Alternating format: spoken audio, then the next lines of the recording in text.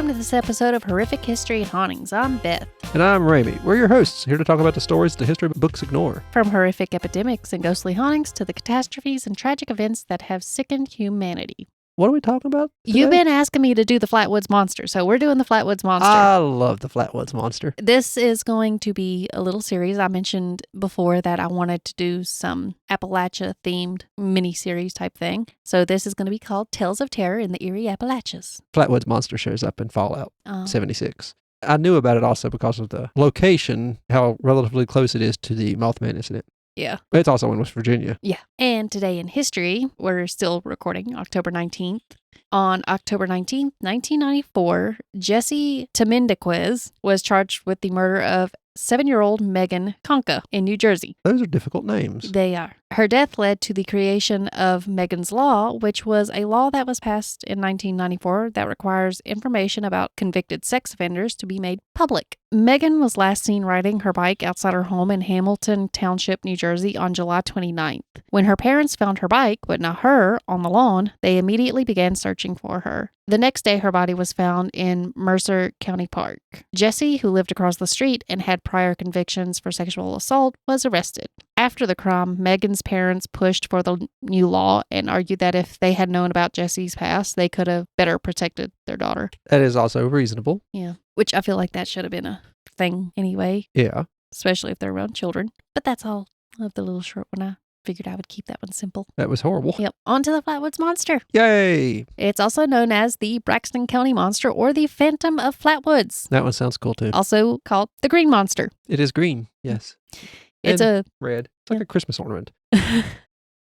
It's a mysterious creature said to have been seen in West Virginia in 1952. Witnesses describe the creature as being roughly 10 to 17 feet tall. Absolutely terrifying. It would squish a Bigfoot. It would squash a Sasquatch. Oh. And it had a strange spade-shaped head and glowing greenish-orange eyes. Its body appeared to be metallic or possibly covered in a exoskeleton type thing. Some witnesses reported it as having a dark skirt-like lower half. It had short, stubby arms that ended in long, claw-like fingers, and its presence was often said to be accompanied by a foul smell of sulfur, which we all know is like the smell of rotting eggs. It's not a very good smell. No. It's also a volcanic smell. Yes. Or the smell of hail, some people say. Wouldn't know. I wouldn't know yet. On September 12th, 1952, a group of 6 boys, ages ranging from 10 to 17 in Flatwoods, West Virginia, were playing outside at around 7:15 p.m. when they witnessed a bright, pulsing red object streak across the sky and land on a nearby farm. Sounds like the start of the Blob or Killer Clowns from Outer Space. Or Slither. Yeah. The boys described the object as appearing to be on fire and roughly the size of a small house. Alarming. Yeah. They brought the May boys' mother and a dog and headed up what is now Depot Road to investigate. Upon arriving in the area, they were met with a strong mist that caused their eyes and noses to burn. Through the mist, they saw a large, throbbing ball of fire. Leading the group was 17-year-old National Guard member Gene Lemon, who, according to news reports, let out a scream and fell backward upon seeing the creature with a blood-red body and a green face that glowed. The dog was said to have tucked its tail between its legs and ran. Good doggy. Yeah, smart doggy. I don't want to see a dog get hurt. I wouldn't have put that in here if the dog ended up getting hurt. The creature seemed to float and began slowly gliding towards the group. So they ran away, like normal, logical people. The following day, the witnesses reported experiencing a few unpleasant symptoms, including irritation in the nose and throat, as well as the throat being swollen, vomiting, which some believe these symptoms may have been caused by exposure to an unknown substance from the craft or from the creature itself. I think it was the mist. Well, I don't know. You said substance. Substance. At first you said soapstance, so... Well, I meant substance. Okay. I would be unsettled by this just because of the illnesses afterwards. Yeah. I would think government testing or nerve gas, any number of things gone wrong here. Radiation poisoning, all kinds of things. See, I was thinking the radiation poisoning. Yeah.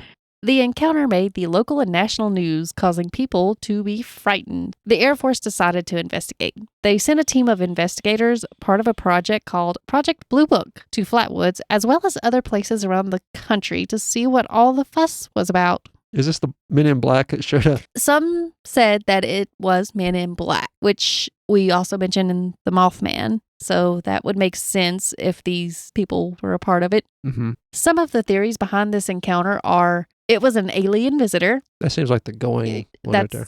Yeah, understandable why some would believe that with the flying object and the creature's odd appearance, especially the metallic part of it. This theory was fueled by the time period's fascination with UFOs and the possibility of extraterrestrial life.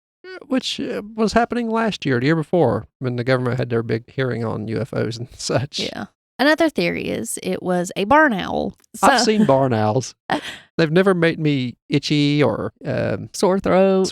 Yeah, they haven't given me the bird flu. Yeah. Some of the more skeptical people believe the Flatwoods Monster was just a large bird or barn owl. They believe its height was exaggerated and that its glowing eyes could have been explained away by the eyes reflecting off of a light. All reasonable if it wasn't 17 foot tall. That's why they say they believe that the size was exaggerated. They also say that the shape of the head could be similar to that of an owl's head. It is somewhat. Yeah. Looking at the sticker that I picked up from the Mothman Festival, I would not mistake that for a barn owl. No. Even if it was First the off, size of a barn owl. barn owls don't have claws where their wings should be. Maybe it was a shabby barn owl and feathers are kind of molting or something. The U.S. Air Force, after their investigation, said that the bright object streaking across the sky was most likely a meteor. The meteors had streaked across the eastern U.S. that evening and were seen by many, including residents of Baltimore. They said the creature with the glowing eyes and claw-like hands was most likely just a barn owl, and that its appearance was distorted by fear and the dim lighting. That's excessive. Yeah. I've never had fear do that to that extent. Of course, I wasn't living in the age of UFOs, so... Well, you kind of are. Not like they were. It was new to them. Oh. Because of the reports of the flying object and the creature's metallic appearance, some speculate that it might have been some form of experimental aircraft or mechanical device. Considering the side effects. Yeah. Just 3 years before the Flatwoods Monster story came out, the Soviet Union's successful atomic bomb test in 1949 added to this theory. The Air Force was actively scanning the skies for potential threats, so there was no surprise that some thought it could be explained that the mysterious object and creature could have been linked to the Cold War paranoia and military experiments and technology. It's probably the only reason they also got the Blue Book stuff happening. Yeah. If there's something unexplained, you best find out what it is, lest the commies come and get you. The combination of the children's initial sighting, the strange environment, and the group's collective fear could have led to a shared misinterpretation or mass hysteria. That was the state police theory. They dismissed the reports as mass hysteria because they received different reports, and they said that the size of it went from 7 to 17 feet tall in just 24 hours. You know, it's just 10 extra feet. Obviously, that caused them to be more skeptical. Yeah.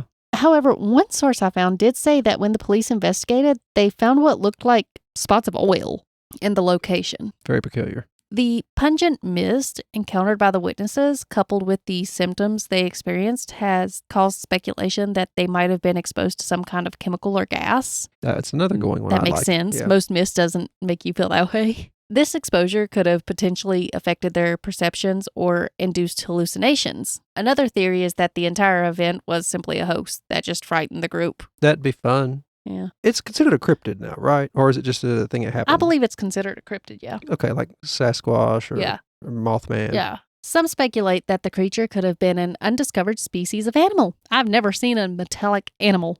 The farmer that owned the land also saw the object streak across the sky. He said that it seemed to diminish as it got closer, and then there was a bright flash of light, and then darkness. That sounds like a normal meteor exploding in the atmosphere. Yes. Prior to the well-known encounter involving the group of boys, 2 women were walking through a field on their way to a store. They decided not to use their car for fear that it would get stuck in the muddy dirt roads. They ended up stumbling upon what they believed was a campfire. However, as they got closer, they realized it wasn't just a small campfire, but instead a large glowing ball of fire that was hovering above the ground. The ball of fire suddenly extinguished, and in its place stood a black figure that towered over a man's height. So they sprinted through the field, only to glance back and see the figure just inches from their face once they reached a fence and had to open it. Positively terrifying. Yes. Instead of going to the store, they decided to run home, and they never saw the creature again. Yeah, just imagine braving it out, running to the store, and then realizing you have to walk past the same place again. We don't need milk today. No. They said they couldn't make out many details or colors of the figure, but believed it could have possibly been the Flatwoods Monster when they heard a couple weeks later of the boy's story.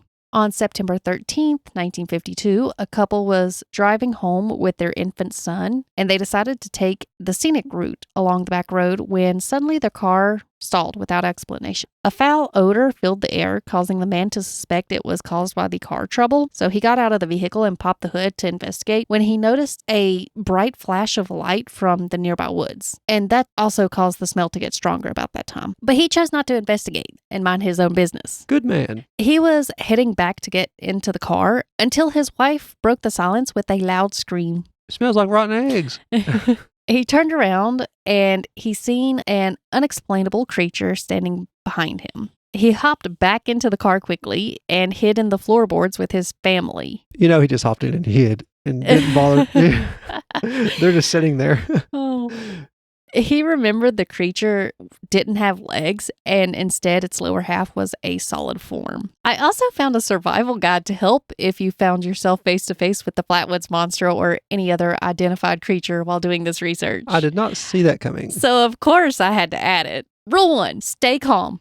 Freaking out won't do any good, so try to stay calm and avoid any sudden movements. In actual terrible moments, I stay calm like that, and if I don't move, it might not see me. I save my panic attacks for the more mundane moments of life. Gotta wait till you're near a bathroom for that after panic attack poop. Rule 2, maintain a safe distance. That also is reasonable. Yes. Social distancing. Social distancing. There we go. We should have that rule all the time. Rule 3, keep your hands to yourself. If there are physical traces left behind, avoid touching them. You don't want to get an irritated nose and throat and vomit like the group of people after getting too close to the smelly mist. If you believe the situation poses an immediate threat or something alarming and you feel it should be investigated, don't hesitate to contact the authorities. More eyewitnesses, the better. Yeah. Don't jump to conclusions. It is important to approach any encounter with both curiosity as well as skepticism. That monster could simply be an animal with glowing eyes or some other animal you may not be familiar with, or,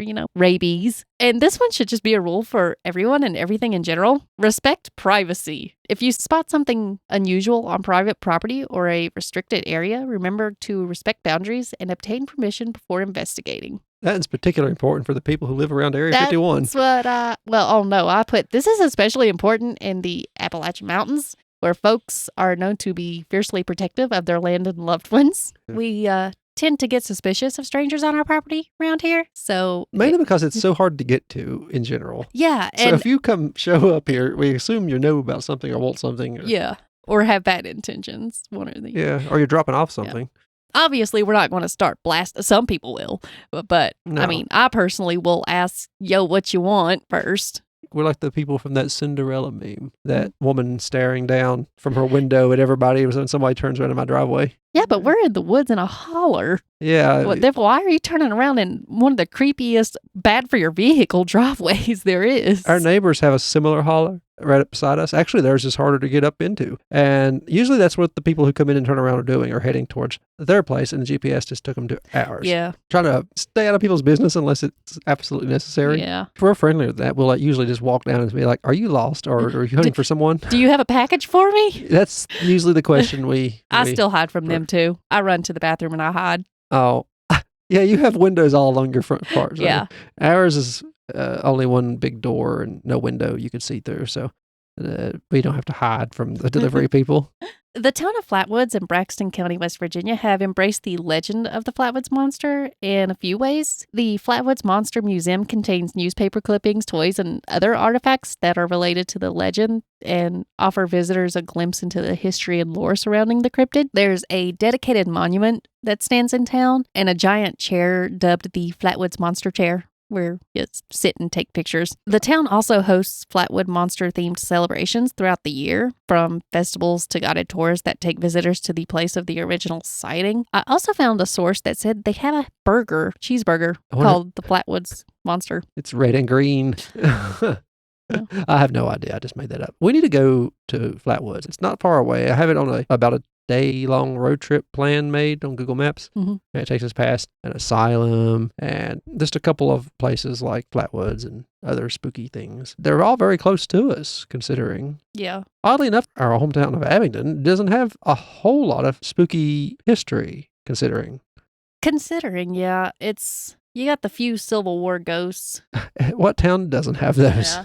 And a horse. Yeah. We have a horse. I've never seen the horse ghost, but apparently the we're barter supposed to have. be haunted. But considering West Virginia got all the good ones, I think. Yeah, and I don't think Abingdon has any cryptids. No, I don't think it does. I knew local town of Norton has the wood booger, Yeah. Bigfoot thing. There's a lot of stuff around here. We might should cover the wood booger one day. Mm-hmm. I don't know if cryptids are considered horrific history, but it is spooky. So It's it's history. Part of our history. Yeah. I mean, I like these episodes yeah. regardless. even if it's not true. We covered ghost stories. We can't guarantee they're true. Well, is that all? Yeah, that is the end of our first Tales of Terror in the Eerie Appalachia Just episode. rolls right off the tongue, doesn't it? Yeah, no, not really. And I hope you all enjoyed listening to it as much as I enjoyed doing the research for it. And my personal theory is that the Flatwoods Monster was in fact actually a Dalek that had crashed its ship like in the show Doctor Who. And you can't convince me otherwise because that's what it kind of looks like to me, minus the claws. Daleks don't have claws. I wasn't familiar with the Flatwoods Monster until I did some research after playing Fallout. And it hovers. Yeah, it does hover. That's a Dalek So thing. it's a Dalek. It wasn't spouting extremist rhetoric, though. Exterminate. Yeah. That's a more Dalek thing to do. I guess that's it. Thanks again, Beth. If you like what you heard here, we are part of the Gruesome Gaming Group Podcast Network. We have 2 other podcasts we do. We have Leveling Duo, which comes out less often, but it's all about video games. And me and Beth, or me and my friend Dakota, will talk about video games we really enjoy. But like I said, it comes out less often because we don't always play a new good video game every week. We have Brother Knows Quest, a podcast where I tell Beth here about tabletop role-playing games. Or a different one each week, usually. If you want to find any of those, there'll be a Linktree link in the description. It will have all of our socials. You can reach out to us that way. The first link in the Linktree will be our actual Gruesome Gaming Group podcast website. But of course, you could always just find the podcast by Googling them or searching for them on your podcast app of choice. I believe I have it up on all of them, or all of them. Or YouTube. Or on YouTube if you want to listen there for YouTube music, since it's on YouTube. If you want to leave a review, we'd appreciate it. Let us know what you think. We appreciate the people who already do. We collect them, and if you let us, or if you say it's okay to give out your name, we'll mention your name as we read the review out. We do that between some episodes. Below all the socials, if you want to use any of those to reach out to us. Other than that, there'll be a email link. You could reach out to us using that. 2 emails. Don't matter which one you use. Go to the same place. Well, they go to 2 different people, me and Beth, but if you want one to go to the other person, we easily can share them. If you want to leave a tip, there's a tip link below. It uses Stripe, so it's secure. Our podcast hosting site let us put it up, and so it's there. Anyway, thank you for listening. I've been Ramey. And I'm Beth. This has been HH&H. Bye-bye.